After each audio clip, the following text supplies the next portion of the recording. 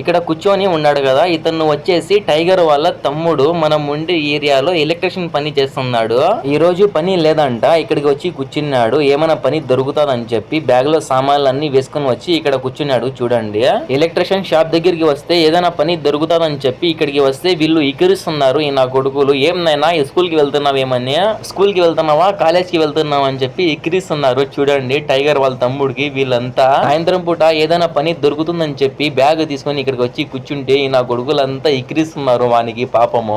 మనం ఉండే ఏరియాలో కొత్తగా ఓపెన్ అయితే చేసినారు ఇది ఎలక్ట్రిషియన్ షాప్. ఎలక్ట్రిషియన్ కి సంబంధించి ఏ వస్తువైనా కానీ ఇక్కడ దొరుకుతుంది. చాలా ఉండే వీళ్ళ దగ్గర సామాన్లు. రూమ్ చిన్నది ఉంది, ఎక్కడ పెట్టాలనేది ఇక్కడ అర్థం కాలేదు వీళ్ళకి. సామాన్లు ఇక్కడ నిలబడుకుని ఉన్నాడు కదా, ఇతన్ని కూడా టైగర్ వాళ్ళ తమ్ముడికి ఎక్కిరిస్తున్నాడు. బ్యాగ్ తీసుకుని వచ్చింటే ఈ రోజు మనం ఉండే ఏరియాలో ఎలక్ట్రిషియన్ షాప్ పెట్టుకుంటే మంచిగా జరుగుతుంది.